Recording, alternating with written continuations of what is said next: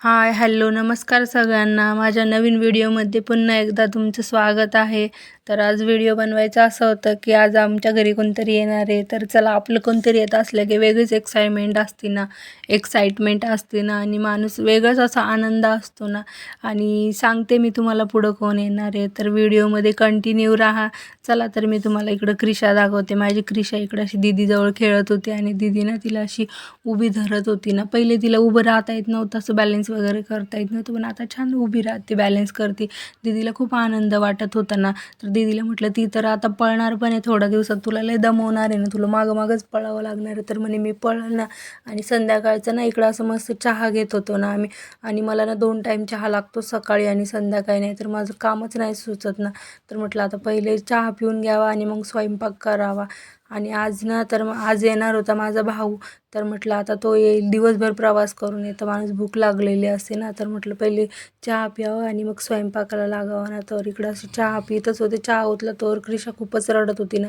मग दीदीला म्हटलं दे माझ्याकडे. मग तिला घेतलं, अगोदर शांत केलं आणि मग नंतर चहा प्यायला घेतलं होतं ना. खूपच नाटकं करायला लागली बरं का. आता माझी क्रिशा कळायला लागलं ना, तसं तसं जास्तच त्रास द्यायला लागली ना. मम्मी तूच घेऊन बस म्हणते ना, आणि राहतच नाही ना ती जाऊ, मी समोर असले तरच राहते ना, नाहीतर लगेच रडायला लागते ना. इकडं तिला म्हटलं आता तू पण चहा पी आमच्यासोबत, चहा प्यायसाठीच रडत होती का.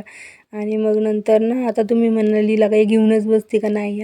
एक बाळ आलं होतं ना, ते जोरात ओरडलं तर ती घाबरली होती ना. मग त्यामुळं मग दीदीने इथं माझ्याजवळ आणून दिलं होतं तिला.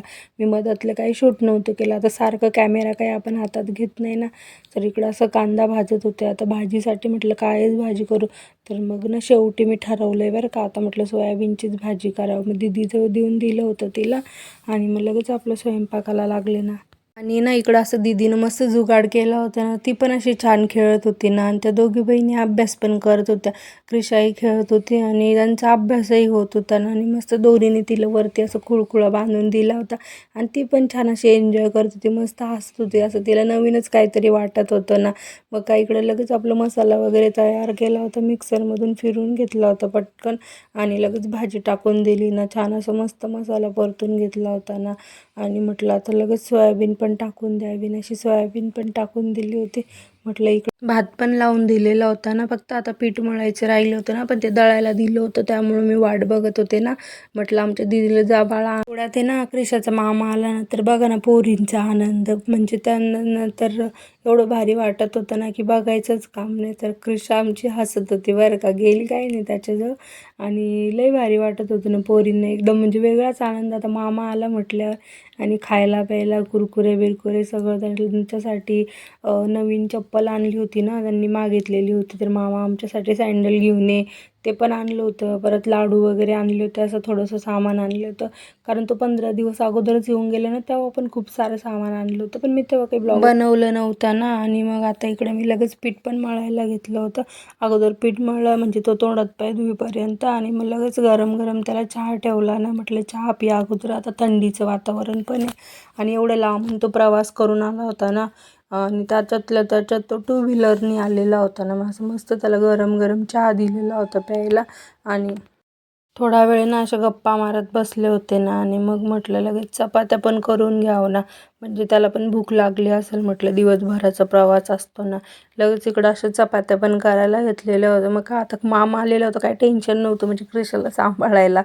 तो क्रिशाला सांभाळत होता तोपर्यंत इकडं चपात्या वगैरे करून घेतले. आणि त्याच्यात आमची क्रिशा काय विचारत होती काय माहिती, तिचं चालूच असते बरं का, म्हणजे ती माझ्याजवळ असती कंटिन्यू. तिला मम्मीच पाहिजे असते घरी, म्हणजे शाळेत असली ना तेवढंच ती थोडीशी दूर राहते ना. त्यांनी मस्त आहे ना असं गावाकडनं आहे ना ताजा खवा पण आणलेला होता ना गुलाबजामुन बनवण्यासाठी.